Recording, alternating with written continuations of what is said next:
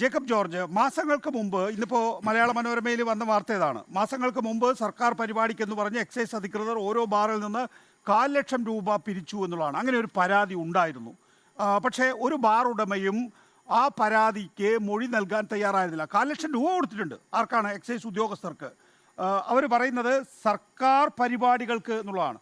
നോക്കൂ, ആ നിലയിൽ 1,00,000 രൂപ വെച്ചിട്ട് ഓരോ ബാറിൽ നിന്ന് ഉദ്യോഗസ്ഥർക്ക് പിരിക്കാൻ കഴിയുകയാണെങ്കിൽ 2,50,000 രൂപ വെച്ച് എന്തുകൊണ്ട് രാഷ്ട്രീയ പാർട്ടികൾക്ക് പിരിച്ചുകൂടാ? അല്ലെങ്കിൽ ഭരണ നേതൃത്വം നൽകുന്ന രാഷ്ട്രീയ പാർട്ടിക്ക് പിരിച്ചുകൂടാ?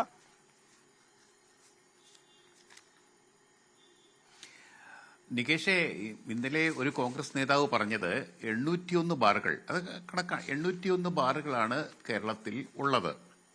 ഈ ബാറുകളിൽ നിന്നെല്ലാം കാശ് പിരിക്കാൻ തുടങ്ങിയാൽ തീർച്ചയായിട്ടും അത് വലിയ അപകടകരമാണ്, അഴിമതി തന്നെയാണ്, യാതൊരു സംശയവുമില്ല.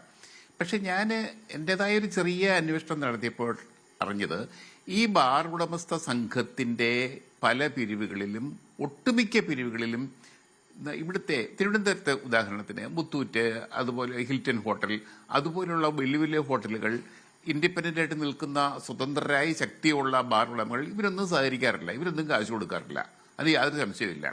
അപ്പോഴ് അത് തന്നെ ആയിരിക്കാം ഇവിടെയും പ്രശ്നമുണ്ടായത്. അദ്ദേഹം പലതവണ പറഞ്ഞിട്ടും കാശ് കിട്ടിയില്ല, അതുകൊണ്ടായിരിക്കാം വോയിസ് മെസ്സേജ് ഇട്ടത്. അനിമോന്റെ കാര്യം ഞാൻ പറയുകയാണ്. ഈ നേരത്തെ സൂചിപ്പിച്ചതുപോലെ ടൂറിസം രംഗം, അവിടെ വരുന്ന വിദേശികൾ, വിദേശ രാജ്യങ്ങളിൽ ഈ മദ്യം ഒന്നും അത്ര വിഷയമുള്ള കാര്യമല്ല, എവിടെയും കിട്ടും, ഈസിലി അവൈലബിൾ ആണ്. അതുപോലെ ഒരു സാഹചര്യം ടൂറിസം ബെൽറ്റിലെങ്കിലും ടൂറിസം കേന്ദ്രങ്ങളിൽ ഉണ്ടാവണം എന്നുള്ളത് എക്കാലത്തും ടൂറിസം ഉദ്യോഗസ്ഥരുടെ, ടൂറിസം വകുപ്പിന്റെ ഉദ്യോഗസ്ഥന്മാരുടെ ആവശ്യമാണ്. അവരത് ഉന്നയിക്കാറുമുണ്ട്. ഏതായാലും ആ യോഗത്തെക്കുറിച്ച് എനിക്ക് അറിയില്ല, അതിന്റെ സാങ്കേതിക വശങ്ങളും അറിയില്ല. സാധാരണ പതിവ് വർഷങ്ങളിൽ നേരത്തെ ജേക്കബ് ചൂണ്ടിക്കാണിച്ചതുപോലെ ഓരോ തവണയും ഈ ട്രൈഡേയുടെ കാര്യവും സമയപരിധി നീട്ടുന്ന കാര്യവും ഒക്കെ ആവശ്യപ്പെടാറുണ്ട് ടൂറിസം. ഉദാഹരണത്തിന് കഴിഞ്ഞ വർഷം ഇന്ത്യ ടുഡേ തിരുവനന്തപുരത്ത് ഒരു സൗത്ത് കോൺക്ലേവ് നടത്തി. 1-2 തീയതികളിലായിരുന്നു. 1-ാം തീയതി ട്രൈഡേ ആയിരുന്നു. സാധാരണ ഇന്ത്യ ടുഡേ എന്നല്ല, ഇതുപോലെയുള്ള വലിയ വലിയ മീറ്റിങ്ങുകളും കോൺക്ലേവുകളും നടക്കുമ്പോൾ വൈകുന്നേരത്തെ ഡിന്നർ പാർട്ടി, മദ്യപാനം കൂടെ ഉണ്ട് അതിനകത്ത്, ഒരു ഭാഗമാണ്. ട്രൈഡേ ആവേണ്ടത് കൊടുക്കാൻ കഴിഞ്ഞില്ല, കിട്ടാത്തവരൊക്കെ പരാതിപ്പെടുന്നതും പരിഭവിക്കുന്നതും ഞാൻ കാണുകയും ചെയ്തു. ഇതൊരു വിഷയം തന്നെയാണ് ഇത്തരം കോൺഫറൻസുകളിൽ. അപ്പോൾ 1-ാം തീയതി ഒഴിവാക്കിക്കൊണ്ട് നടത്തേണ്ടി വരുന്നു ഇത്തരം സംഘാടകർക്ക് എന്നുള്ള വിഷയം കൂടിയുണ്ട്. അതുകൊണ്ട് ഇതുപോലെയുള്ള കൊച്ചു കൊച്ചു കാര്യങ്ങൾ, നിയന്ത്രണങ്ങൾ ഒഴിവാക്കുന്നത് നല്ലതാണ്. പിന്നെ ഒരു കാര്യം കൂടി ഞാൻ കണ്ടത്, 801 ബാറുകൾ എന്ന് പറഞ്ഞാൽ കേരളത്തെ പോലെ ഒരു സമൂഹത്തിൽ പലയിടത്തും അധികപ്പറ്റാണ്. ഇപ്പോൾ എറണാകുളം, അങ്കമാലി, അവിടെയൊക്കെ ഒത്തിരി ബാറുകളുണ്ട്. ചിലപ്പോൾ കൺസ്യൂമേഴ്സ് അവിടെ കൂടുതലായതുകൊണ്ടായിരിക്കാം. അതുകൊണ്ട് മൊത്തത്തിൽ സാമാന്യനെ പറയുകയാണെങ്കിൽ ഈ ബാർ ഉടമസ്ഥർ വലിയ നഷ്ടം സഹിക്കുന്നുണ്ട്. നഷ്ടം എന്നല്ല, അവരുദ്ദേശിച്ച തലത്തിൽ ഇപ്പോൾ ഒരു വർഷം 35 ലക്ഷം രൂപയാണ് സർക്കാരിൽ അടയ്ക്കേണ്ടത്. ഇത് കഴിഞ്ഞിട്ട് വേണം കച്ചവടത്തിൽ കൂടി, മദ്യത്തിന് ഭയങ്കര വിലയാണ്, ഇത് കഴിഞ്ഞിട്ട് വേണം ഈ കച്ചവടത്തിൽ നിന്ന് ലാഭം ഉണ്ടാക്കാൻ. സ്വാഭാവികമായിട്ടും ബാർ ഉടമസ്ഥർ ഇതുപോലുള്ള സാമ്പത്തിക പ്രതിസന്ധി നേരിടുന്നുണ്ട്. അവരുടെ കച്ചവടം ഒരു മാന്ദ്യത്തിലാണ്. പഴയതുപോലെ കാശിങ്ങോട്ട് ഒഴുകി വരുന്ന ഒരു കച്ചവട മേഖലയല്ല. നടത്തട്ടെ. അതുകൊണ്ടാണല്ലോ 3 സ്റ്റാറിന് മുകളിലുള്ള കെട്ടിടങ്ങൾക്ക് മാത്രമേ, ക്ലാസിഫിക്കേഷനുള്ള ഹോട്ടലുകൾക്ക് മാത്രമേ ബാർ ലൈസൻസ് കൊടുക്കേണ്ടതുള്ളൂ എന്ന് തീരുമാനിച്ചിട്ടുള്ളത്. അതുകൊണ്ട് ടൂറിസം രംഗത്ത് മാറ്റം ഉണ്ടായി. കാരണം എല്ലാ മേഖലയിലും ഇപ്പോൾ ഒരു 3 സ്റ്റാറിന് മുകളിലുള്ള ഹോട്ടലുകൾ സാധ്യമായി ഈ ബാറുകാരുടെ ചെലവിൽ.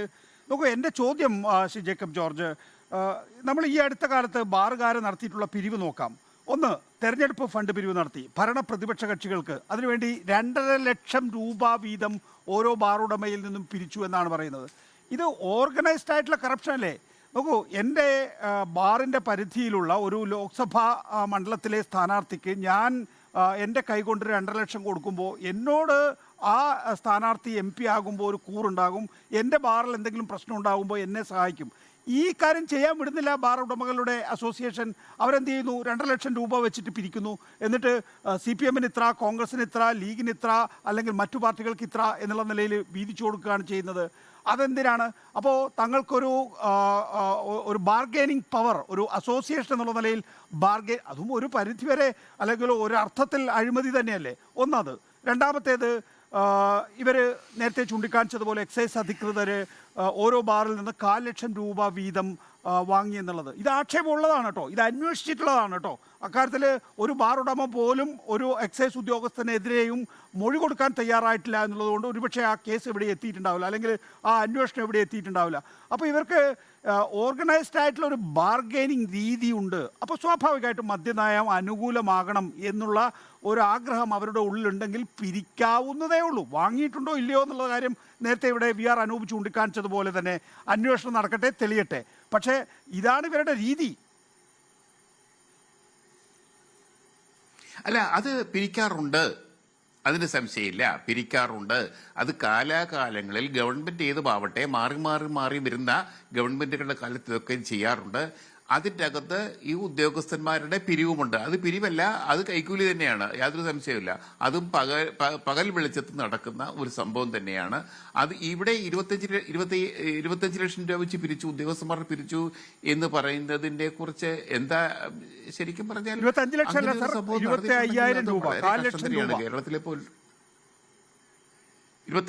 4 ലക്ഷം രൂപ, അതെ, 25,000 രൂപ വെച്ച് പിരിച്ചിട്ടുണ്ടെങ്കിൽ പിന്നെ 25,000 രൂപ എന്നൊക്കെ പറഞ്ഞാൽ ഈ ബാർ മുതലാളിമാർക്ക് വലിയൊരു സംഖ്യയായിട്ട് തോന്നുകയില്ല. ഇത് ലക്ഷങ്ങൾ വരുമ്പോഴാണ് ഈ പ്രശ്നം വരുന്നത്, ഇതുപോലെയുള്ള പരാതികളൊക്കെ വരുന്നത്.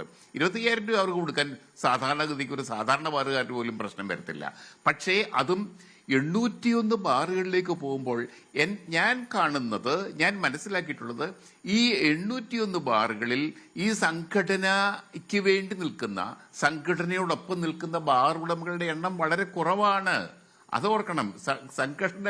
സംഘടനയുടെ ബലം, അതിന്റെ ശക്തി, അതിന്റെ തണൽ ആസ്വദിക്കുന്ന ബാർ ഉടമസ്ഥർ വളരെ കുറവാണ്.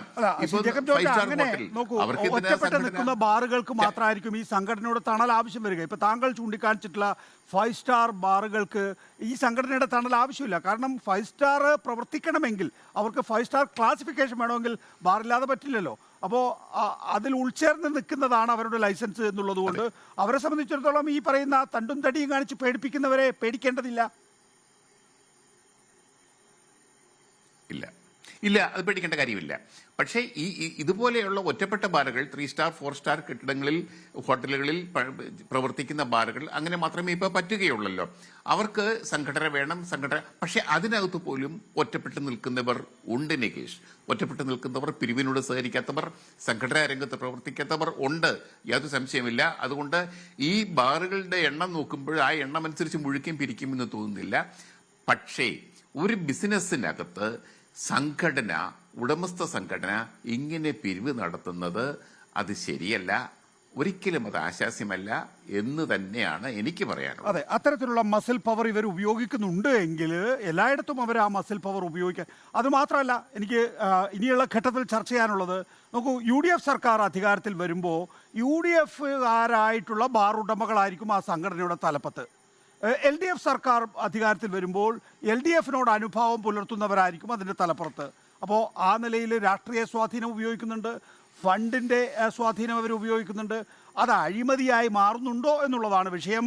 അഴിമതി അങ്ങനെ രാഷ്ട്രീയ തലത്തിൽ നടത്താൻ LDF തീരുമാനിച്ചിട്ടുണ്ടോ, CPM തീരുമാനിച്ചിട്ടുണ്ടോ എന്നുള്ളതാണ് അടുത്ത ഘട്ടത്തിൽ നമുക്ക് ചർച്ച ചെയ്യേണ്ടത്.